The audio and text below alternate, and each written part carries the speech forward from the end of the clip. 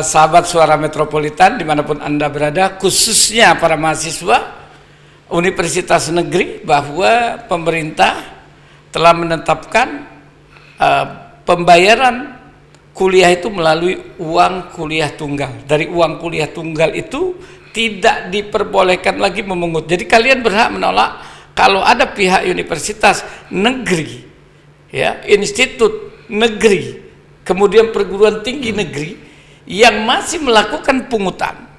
Itu adalah ilegal. Di luar UKT itu adalah ilegal dan itu melanggar hukum karena melanggar daripada prinsip-prinsip penerapan daripada good university governance. Saya kira kita semua harus paham ya bahwa perguruan tinggi ini kan kawah candra di muka, di mana kita ingin melahirkan pemimpin-pemimpin dan bagaimana kualitas pemimpin kita ke depan itu tergantung bagaimana kita mendidik mereka. Dan tidak ada metode pendidikan itu yang lebih baik itu dari keteladanan. Ya. Jadi kalau kita ingin melahirkan pemimpin-pemimpin yang bertanggung jawab, akuntabel, yang transparan ke depan, ya kita harus contohkan kepada mereka. Ya, jangan melakukan praktik-praktik yang tidak akuntabel. Karena itu mungkin mahasiswa sekarang nggak apa-apa, tapi itu kan tertanam di dalam pikiran dan diri mereka. Wah, dulu juga bisa kok, gitu kan. Nah, karena itu kita harus pahami betul bahwa ketika kita menjadi pengelola perguruan tinggi itu kita ini bukan penguasa. Kita ini adalah pelayan dan fasilitator.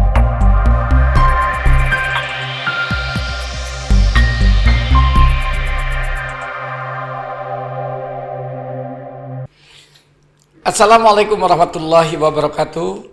Sahabat Suara Metropolitan dimanapun Anda berada, pada hari ini hadir bersama kami kembali dalam podcast Suara Metropolitan, berita akurat terpercaya.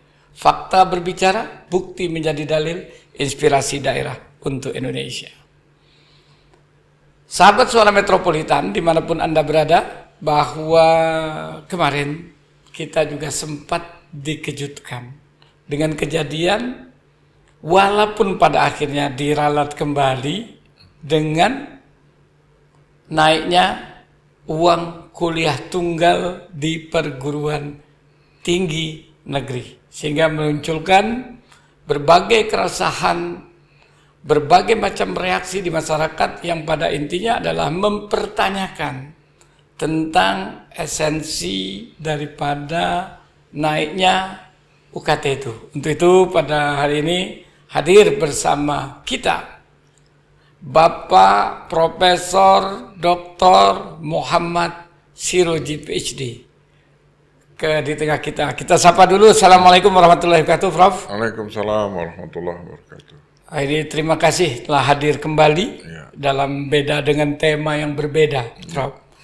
Nah, pada hari ini, Prof, kita lihat bersama, kita saksikan ada satu fenomena yang saya sudah katakan pada awal tadi.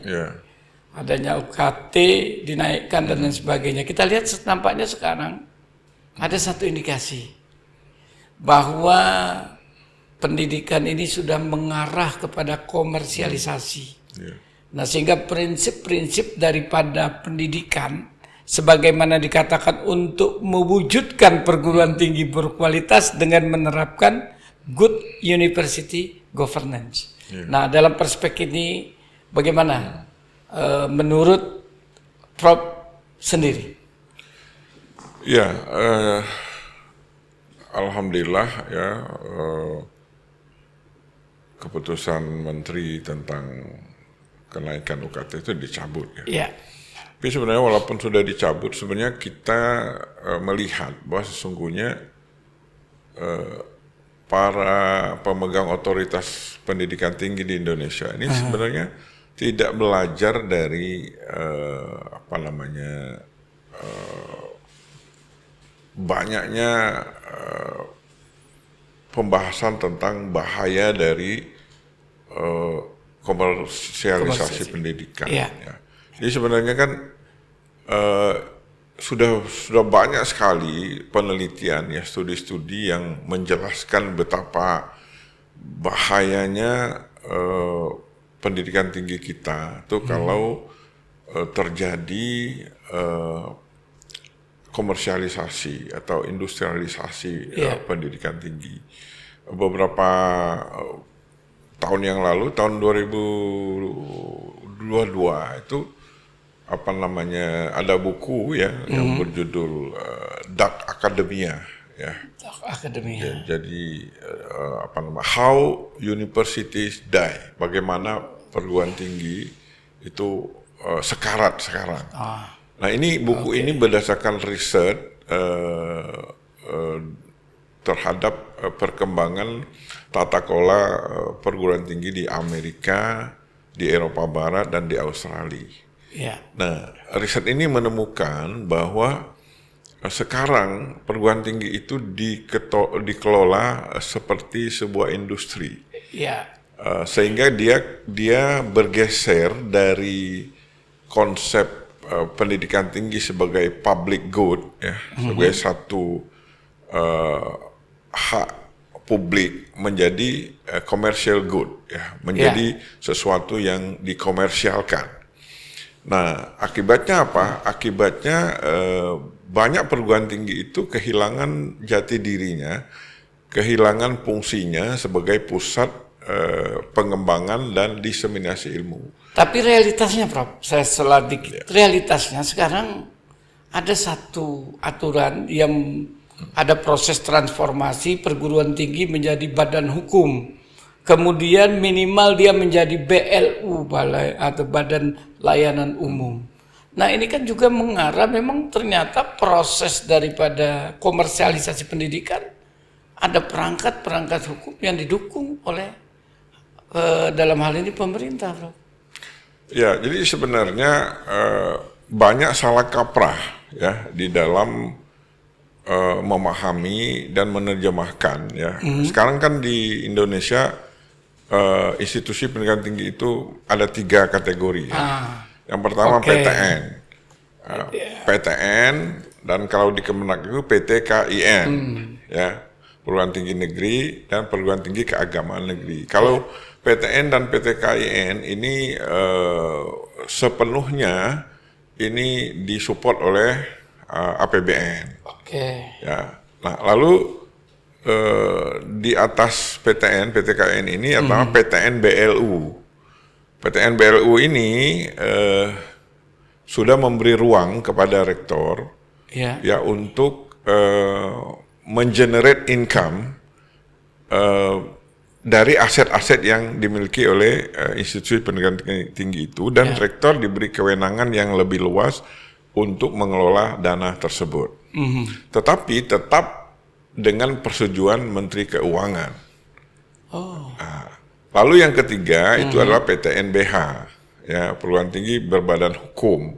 Nah, itu seperti misalnya UI, IPB, ITB, Unpad, UPI, ya, UGM.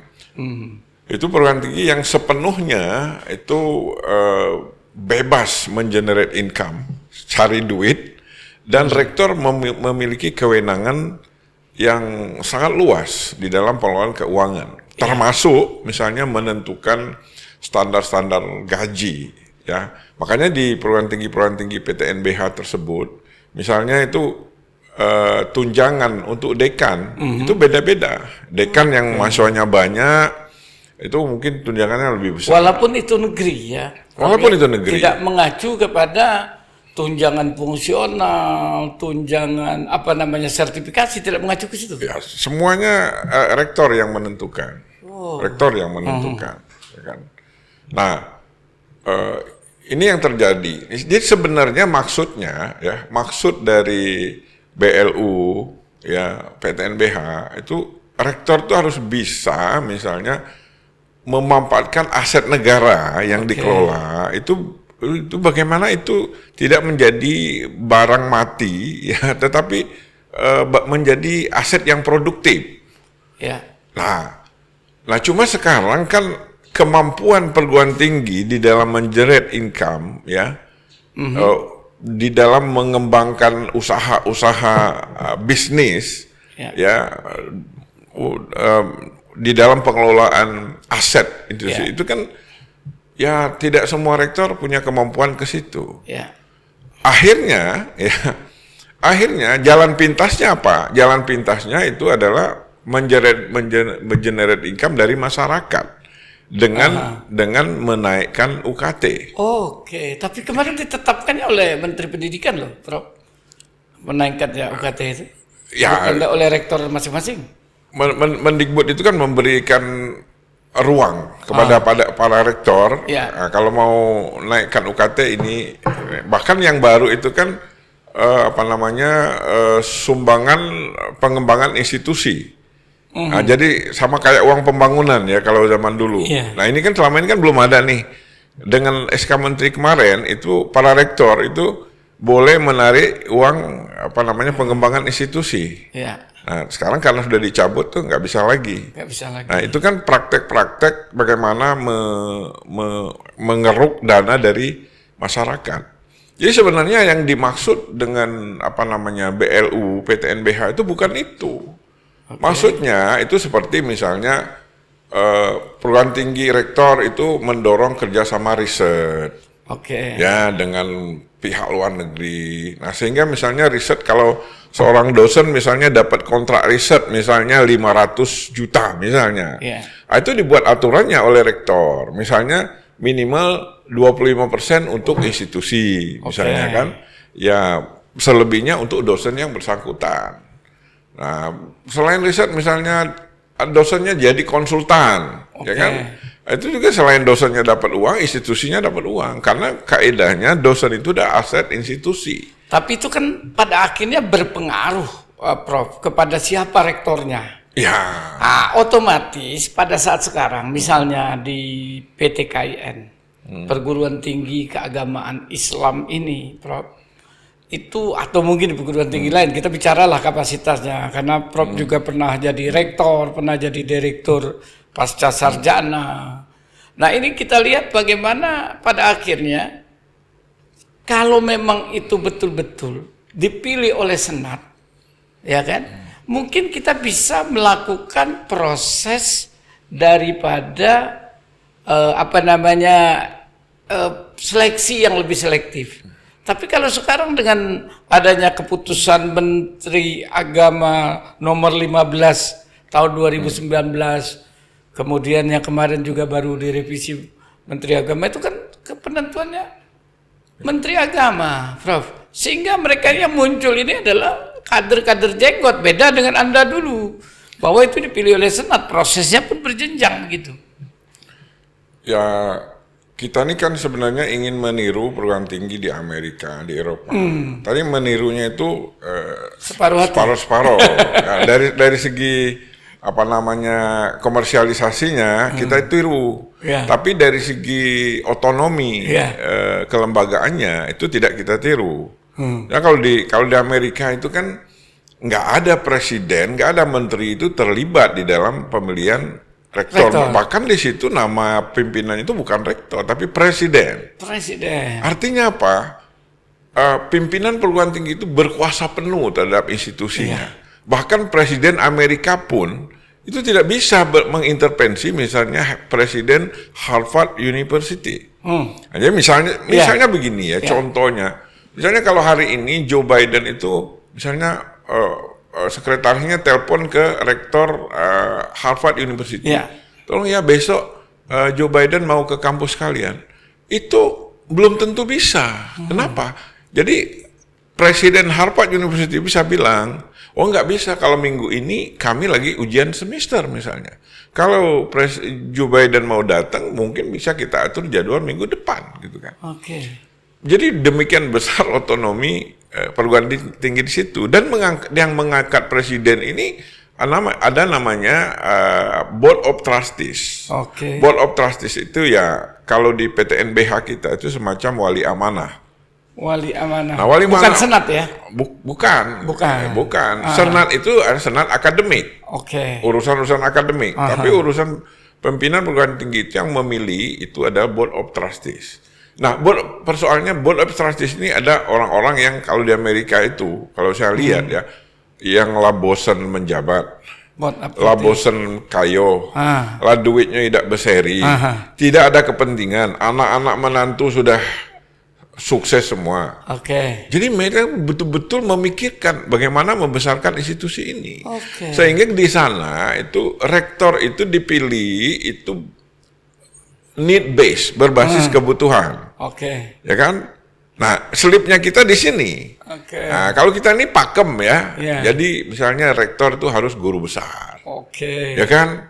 Padahal rektor itu diminta mengelola, mengembangkan bisnis segala macam. Ya dari mana guru besar paham yang kayak gitu?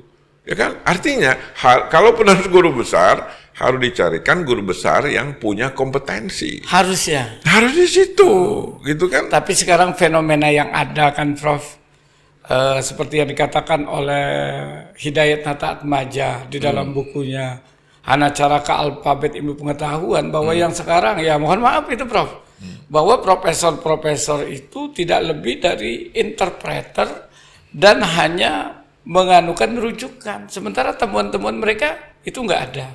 Nah ini yang pada akhirnya menimbulkan keperhatian kita. Oke, kita beralih dulu Prof, bahwa sudah kita jelaskan sebagai pengantar kita dulu bahwa ini kan kelihatannya dengan 3 jenis perguruan tinggi, PTN, ya perguruan tinggi negeri, badan hukum dan BLU.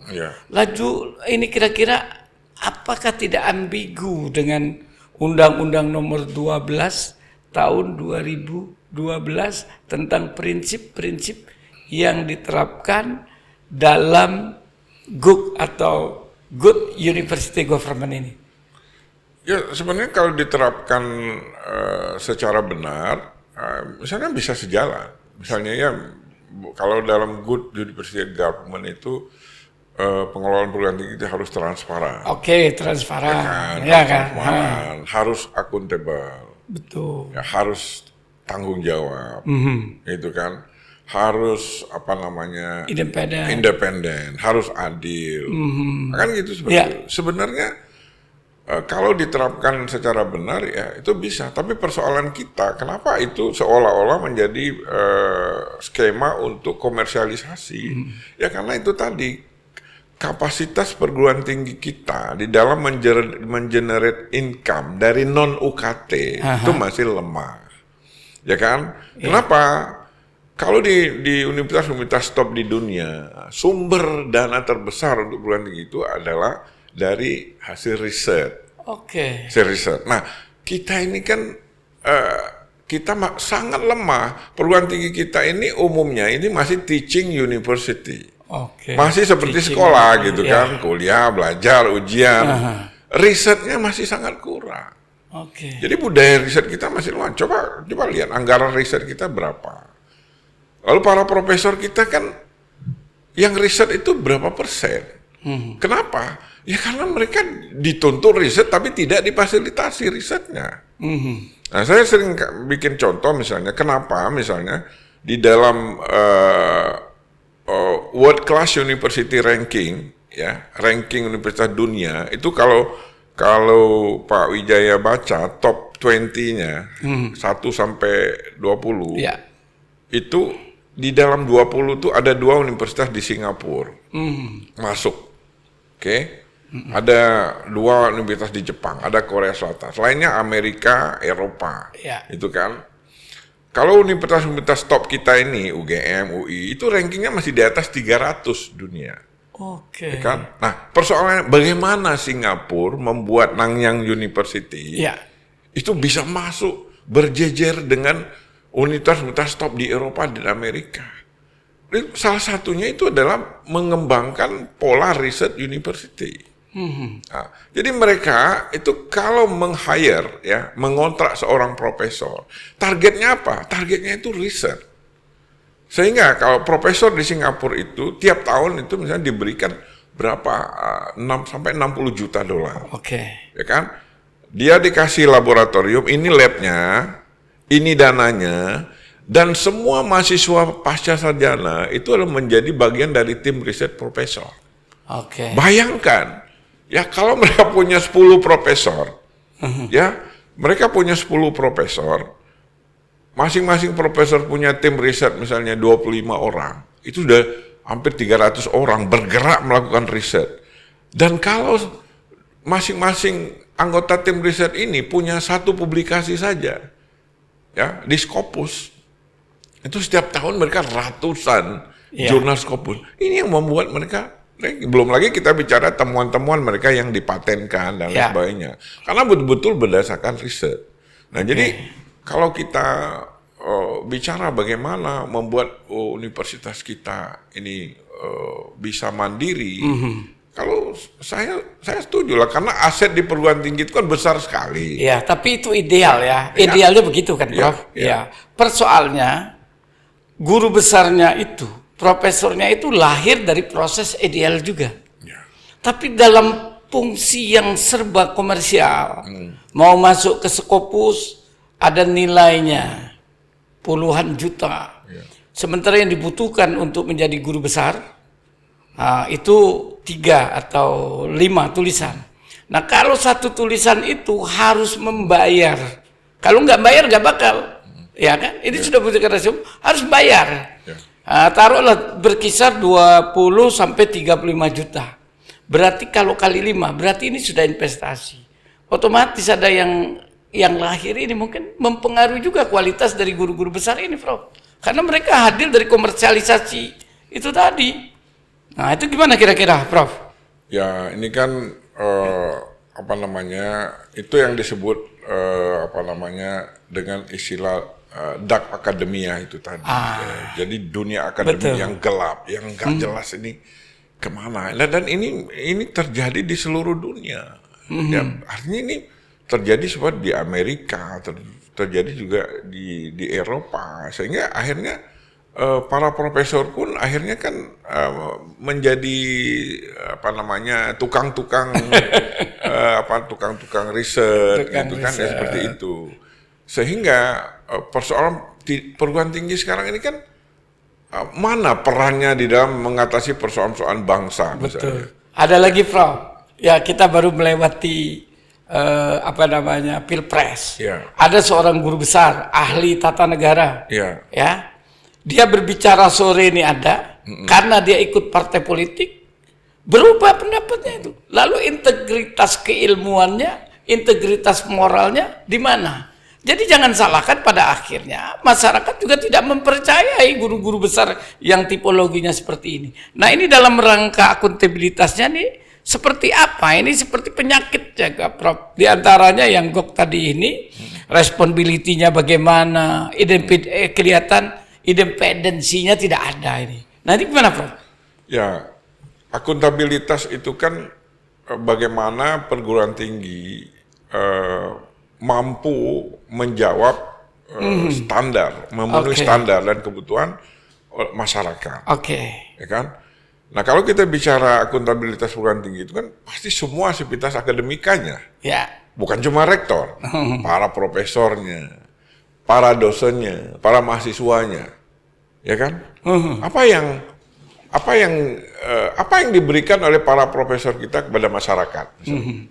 Ya kan? Ya. Adakah pencerahan? Betul. Adakah para profesor kita menjadi opinion maker? Ya, menjadi trendsetter dalam berbagai bentuk inovasi misalnya. Ya, adakah mahasiswa kita membuat terobosan-terobosan di masyarakat? Betul. Melalui kegiatan PKM-nya, melalui KKN-nya. Ya, kalau KKN-nya cuma bikin merek jalan, ya kan? Ya, jalan-jalan di kampung. Kalau KKN-nya cuma ngumpul-ngumpul di kantor Kades, ya kan? Ya. Tapi kan mahasiswa juga nggak bisa kalau tidak ada pembimbing yang mantep, ya kan? Jadi mahasiswa itu kan harus ada yang bimbing kan, nah, supaya bagaimana sih supaya PPL ini betul-betul produktif, ya punya impact. Bagaimana KKN kita ini dirancang sedemikian rupa supaya betul-betul memberikan kontribusi kepada masyarakat. Ya. Bukan seperti touring, bukan seperti jalan-jalan gitu kan. Tapi kenyataannya kan seperti itu, Prof. Kita lihat kecenderungannya lah, ya. Kita lihat sekarang PPL, ya padahal sudah ada UKT, masih dipungut lagi. perguruan tinggi kita kan. Nah, masih dipungut lagi. Nah, sehingga mahasiswa ini kelihatannya mau nggak mau karena ada satu ketakutan, sementara hanya jalan-jalan aja. Jalan ke Bali, jalan ke Bandung, akhirnya cuma ini tidur pun di mobil. Apa yang jadi hasil? Fena, bagaimana Prof? Dengan dalam rangka menunjukkan dan meningkatkan. Sebenarnya kan kenapa saya katakan by design sistem UKT itu bagus. Ya. Karena apa? Pertama di situ ada prinsip keadilan. Karena UKT itu kan berjenjang. Ada UKT 1 sampai ada yang sampai 7 ada. Gitu. Kita berapa? Kalau di UIN berapa sampai? Sekarang saya kurang tahu. Kalau di perguruan tinggi negeri sampai 12 PTN. Kalau nggak salah kita sampai 7 sampai 8. 7, ya. Karena ini tiap tahun berevisi. Ini kan dari jenjang 1 sampai 2 itu mencerminkan jenjang kemampuan ekonomi orang tua. Artinya kalau diterapkan betul, ini benar-benar berkeadilan. Jadi anak tukang cuci itu pasti dia paling di kesempatan yang satu. sama. Nah, kalau ada anak tukang cuci, anak supir angkot masuk di UKT 3, itu ada kesalahan. Nah, persoalannya sekarang kan kita kan ada, misalnya kalau jalur mandiri itu minimal UKT 3 misalnya. Nah, di sini seringkali menimbulkan masalah kan. Ini anak-anak kena angkot gitu kena UKT 3. Ya, UKT 3 tentu sangat berat. Ya, nah jadi perguruan tinggi itu boleh menarik dana dari masyarakat, tapi harus dengan asas berkeadilan. Nah itu yang pertama. Itu bagaimana? Yang kedua, yang namanya dana BLU, ya dana BLU itu tidak boleh digunakan apa namanya untuk jalan-jalan. Dana BLU itu ya memang ada insentif. Insentif itu kalau tidak salah ada peraturan Menteri Keuangan. Untuk insentif itu tidak boleh lebih dari 40%. Nah, itu yang menambah tunjangan-tunjangan kinerja.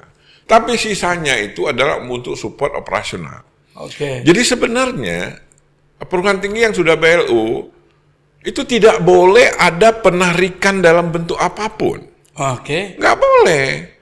Jadi kalau misalnya kegiatan PPL masih narik mahasiswa, itu namanya bukan UKT. Ya, itu namanya UKG, uang kuliah ganda namanya. Berarti mahasiswa berhak menolak. Mahasiswa berhak menolak. Kalau ada penambahan-penambahan gitu. Iya. Tapi kan ada satu, saya sering ya, kita sama-sama bergerak dalam dunia pendidikan, Prof. Nggak boleh. Itu kan persoalan masa lalu sebelum UKT kan gitu. Kenapa Pak Muhammad Nuh itu menerapkan UKT? Itu karena banyak perguruan tinggi yang nakal. Berarti akuntabilitasnya rendah kalau menurut Prof. Itu namanya ngakal-ngakalin mahasiswa. Kan ada SPI-nya, Prof. Ya, SPI ini mungkin tidak berfungsi dengan baik. SPI sangat paham itu. Tidak boleh menarik dana dalam bentuk apapun. Bahwa dana UKT itu sudah tercakup semua program. Pokoknya tahunya mahasiswa ini kuliah gitu bisa selesai. Nggak boleh lagi ada ditarik-tarik, nggak boleh. Jadi itu, Prof, kita sampaikan kepada mahasiswa, ya mahasiswa negeri khususnya ya, Prof. Ya, yang BLU. Yang BLU, bahwa setelah kalian membayar untuk menghindari komersialisasi, kalau ada tambahan untuk biaya PPL termasuk KKN, Prof, itu wajib kalian tolak. Ya, kan? Bila perlu kita laporkan kepada aparat penegak hukum. Nggak boleh. Nah, padahal ada SPI, Prof. Akuntabilitasnya di mana daripada ini? Ya kita nggak tahu bagaimana cara kerja SPI. Ya. Harusnya itu SPI mengingatkan ya secara rutin itu secara reguler SPI harus mengundang semua unit. Ya. Nah, cuma kan kadang-kadang itu diakalin. Diakalinya gimana? Seolah-olah ini juga kadang-kadang mahasiswa kita nih yang mau. Begitu. Nah, seolah-olah ini inisiatif mahasiswa. Nggak ada urusannya dengan fakultas, nggak ada urusannya prodi. Mahasiswa ngumpulin uang sendiri, mengelola uang sendiri. Padahal dikoordinir oleh pihak universitas atau fakultas. Atau padahal ada kaitannya dengan PPL, KKN. Mungkin dosennya kurang, karena dia kurang dari uang dari tunjangan fungsional, kemudian dari apa lagi? tunjangan sertifikasi kurang mungkin dosennya itu, Prof. Nah, dalam selama Atau dekan kaprodi dan rektornya WR-nya juga kurang sehingga mungut lagi tuh jadi pemulung begitu, Prof. makanya kan setiap tahun itu kan ada raker. Iya. Raker fakultas, raker itu kan gunanya kan di situ. Iya. Ini kebutuhan kita. Kalau PPL itu kan kebutuhan pokok. Oke. KKN kebutuhan pokok. Kalau kebutuhan pokok wajib dibayar oleh dana BLU. Dan dalam proses dalam prinsip-prinsip GOK ini sesuai dengan Undang-Undang Nomor 12 2012, salah satunya adalah akuntabilitas. Iya. Itu sudah melanggar prinsip-prinsip akuntabilitas. Iya. Ya, jadi nggak boleh sama sekali. Nggak boleh sama sekali. Iya, oke. Ya kan? Tapi SPI saya pernah nanya sama SPI itu, Prof. Iya. Kalau yang di perguruan tinggi, nggak berani mereka meriksa rektor. Nggak boleh lah. Jadi misalnya di perguruan tinggi itu. Ini ketua SPI-nya loh yang saya tanya. Begini ya. Di perguruan tinggi itu ada 2 jabatan itu yang makomnya dinaikkan. Iya. Satu ketua lembaga penjaminan mutu. LPM. Itu dia sudah setara kepala biro, sudah setara eselon 2. Tunjangannya juga seperti itu. SPI juga gitu. Coba cek itu tunjangannya besar lumayan. Iya, eselonnya dinaikkan, tetapi kewenangannya untuk memeriksa rektor nggak bisa, Prof. Ya. Rektor negeri ya, yang kami maksud ini sahabat suara Metro PT ini adalah di perguruan tinggi negeri, bukan yang dianukan. Ya, justru kalau SPI-nya penakut, itu rektor akan dirugikan. Karena ada kemungkinan rektor melakukan kesalahan administrasi. Atau SPI-nya ini lembek karena suka diajak jalan-jalan, dikasih fasilitas yang ini, sehingga lembek, Prof. Ya, saya nggak tahu lah. Ya. Kalau untuk jabatan-jabatan seperti itu benar-benar harus punya mentalitas yang tangguh. Iya. Ya, jadi harus punya kemandirian. Dan sebenarnya pimpinan juga seperti itu ya. Jadi saya ingat juga lah ya, ada pengalaman lah ya. Artinya ketua SPI itu memang harus kita dorong supaya dia berani. Karena dia yang akan menjaga kita. Seharusnya. Oh, justru Idealnya begitu. Jadi kalau punya ketua SPI yang bagus, itu berkah. Oke. Berkah. Karena, ini Pak, tidak boleh Pak. Ini tidak boleh. Tapi kalau punya ketua SPI letoy, itu kemungkinan terjadi pembiaran itu sangat besar. Oke. Jadi harus segera dikasih vitamin supaya dia kuat. Gak boleh. Sama kayak ketua lembaga penjaminan mutu. Tapi sekarang mungkin karena sudah bergeser. Saya ingat Prof dulu mengatakan bahwa sebenarnya rektor itu di dalam perguruan tinggi negeri khususnya itu academic culture, bukan birokrasi culture. Ya. Jadi budayanya budaya akademik, bukan budaya birokrasi. Nah ini sekarang kan gaya ada trennya ini, rektor itu sulit agak ditemui karena bahkan lebih mudah menemui Tuhan daripada menemui rektor. Nah ini fenomena yang kayak gini seperti apa, Prof? Kira-kira menurut Prof ini, fenomena ini. Saya hanya menagih aja sebagaimana yang dulu Prof nyatakan ketika Prof juga menjadi rektor mengenai academic culture ini, bukan birokrasi culture ini. Ya mungkin ya agak lebay juga ya kalau lebih sama kayak mau menemui Tuhan gitu. Oh lebih gampang bertemu dengan Tuhan, Prof. Jadi begini ya, dulu memang jabatan rektor itu menjadi jabatan eselon. Ya. Cuma akhirnya negara kesulitan. Ya, kalau eselon kan, misalnya kalau dia eselon 1, setelah dia selesai rektor, dia harus dicarikan posisi yang setara kan. Oke. Nah, itu repot. Akhirnya terjadi perubahan peraturan. Oke. Ya, yang mengatakan bahwa jabatan-jabatan di perguruan tinggi itu bukan jabatan eselon. Itu adalah tugas tambahan.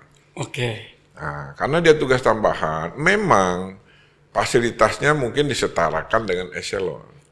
Tapi maknanya sangat berbeda. Kalau eselon itu kan jabatan itu adalah birokrasi namanya. Kalau tugas tambahan itu namanya pengelola. Ya. Jadi kita dipercaya untuk mengelola aja sebentar.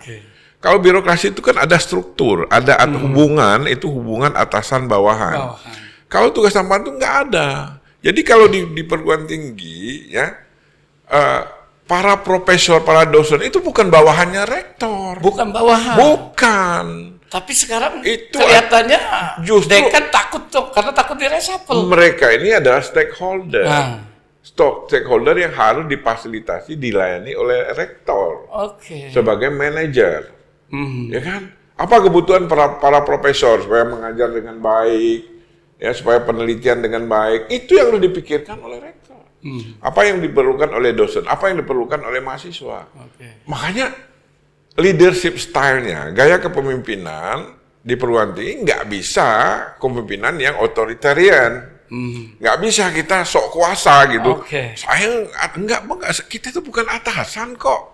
Karena jabatan tertinggi di perguruan tinggi sebagai lembaga akademik itu adalah profesor. Jadi para jenderal di kampus itu adalah profesor. Nggak ada lagi jabatan lebih tinggi dari profesor. Nggak ada.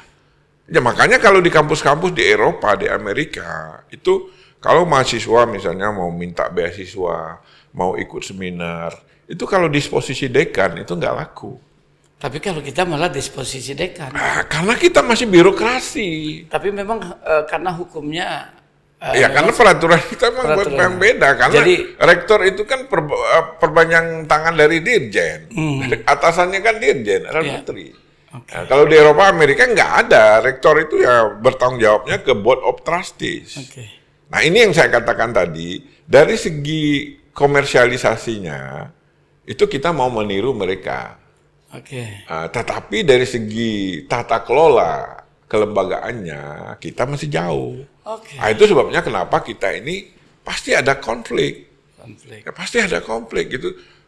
Kita juga nggak bisa menyalahkan para rektor sekarang. Kenapa? Kenapa para rektor itu bersigat? Pokoknya mana caranya nyari duit. Kenapa? Karena salah satu IKU, indeks kinerja utama rektor, itu adalah bisa meningkatkan dana BLU. Ya, makanya akademik menjadi academic center menjadi celebrate center. Jadi kegiatan academic center bukan untuk peningkatan kualitas akademik, tapi untuk komersialisasi daripada pendidikan. Jadilah celebrate center. Nah, inilah yang kira-kira yang jadi. Sebenarnya nggak apa-apa ya, ada bisa untuk kegiatan akademik, bisa disewa-sewakan. Cuma persoalannya ketika kegiatan akademik harus kalah dari kegiatan-kegiatan yang komersil. Tapi itu kan realitasnya, Prof. Itu yang menjadi. Kita nggak usah jauh-jauh lah, di kampus kita aja lah, gitu kan. Nah, Prof. Jadi kita dapat mengambil sebuah kesimpulan bahwa komersialisasi pendidikan itu dapat kita cegah dengan pola-pola yang tetap berpegang kepada prinsip good university governance. Yang pertama transparan, akuntabilitas, kemudian responsibility, kemudian independensi, adil atau fairness, penjamin mutu dan relevansi, kemudian efektivitas efisiensi, yang kedelapan adalah nirlaba tadi. Nah, maka dari itu pemerintah telah berketetapan hati sesungguhnya, sudah ada niatan, maka dibentuklah namanya UKT, uang kuliah tunggal. Yang kemarin heboh-heboh dinaikkan, tapi walaupun dibatalkan kembali. Nah, yang kedua adalah setelah UKT tidak ada pungutan. Pada kenyataan komersialisasi juga terjadi karena komersialisasi pendidikan ini adalah mereka melakukan pemungutan lagi khususnya untuk perguruan tinggi negeri, mengambil lagi memungut biaya tambahan untuk PPL, untuk KKN yang seharusnya tidak boleh itu dilakukan. Kalau perkiraan saya secara di atas kertas mungkin itu tidak ada pungutan untuk PPL, cuma di kamuflasekan. Ya, tapi itu kan ada kan, Prof? Makanya kalau ini kan untuk mengatasi ini, selain para pengelola program studi, fakultas akuntabel, mahasiswa juga harus tahu. Mahasiswa juga harus sadar akan hak dan kewajiban mereka. Gitu kan? Jadi sebenarnya mahasiswa itu kalau sudah bayar UKT itu udah tinggal lenggang, pokoknya tahunnya selesai. Oke. Jadi yang itu sebenarnya kita gagal meningkatkan akuntabilitas perguruan tinggi. Seharusnya itu sudah tidak boleh lagi dilakukan pungutan-pungutan apapun modusnya, apapun jenisnya, apapun alasannya tidak dibenarkan karena sudah terjamin UKT. Itu sebabnya kenapa di perguruan tinggi itu dibentuk yang namanya SPI. SPI. Ya. Jadi supaya ada pengendalian. Ya. Itu dari segi administrasi keuangan. Dari segi akademik ada namanya lembaga penjaminan mutu. Oke. Jadi sebenarnya ikhtiar pemerintah itu sudah lumayan ya, cuma prakteknya. Kelemahan kita di Indonesia ini kan aturannya kadang sudah bagus, sudah lengkap, tapi implementasinya ini masih bisa diatur-atur. Oke. Jadi sahabat Suara Metropolitan dimanapun Anda berada, khususnya para mahasiswa Universitas Negeri, bahwa pemerintah telah menetapkan pembayaran kuliah itu melalui uang kuliah tunggal. Dari uang kuliah tunggal itu tidak diperbolehkan lagi memungut. Jadi kalian berhak menolak kalau ada pihak universitas negeri, ya, institut negeri, kemudian perguruan tinggi negeri yang masih melakukan pungutan. Itu adalah ilegal. Di luar UKT itu adalah ilegal dan itu melanggar hukum karena melanggar daripada prinsip-prinsip penerapan daripada good university governance. Nah, dalam hal itu ini yang berbicara ini juga beliau pernah menjadi rektor UIN Raden Patah Palembang. Bahkan sepanjang hidup beliau ini megang jabatan terus dari WR dan baru ini ya Prof ya, nggak megang jabatan. Nah, inilah yang kira-kira kita bisa sampaikan. Oke Prof, untuk menutup bincang kita hari ini, kira-kira ada yang ingin disampaikan sebagai closing statement-nya, Prof? Ya, saya kira kita semua harus paham ya bahwa perguruan tinggi ini kan kawah candra di muka, di mana kita ingin melahirkan pemimpin-pemimpin. Dan bagaimana kualitas pemimpin kita ke depan itu tergantung bagaimana kita mendidik mereka. Dan tidak ada metode pendidikan itu yang lebih baik itu dari keteladanan. Ya. Jadi kalau kita ingin melahirkan pemimpin-pemimpin yang bertanggung jawab, akuntabel, yang transparan ke depan, ya kita harus contohkan kepada mereka. Ya, jangan melakukan praktek-praktek yang tidak akuntabel.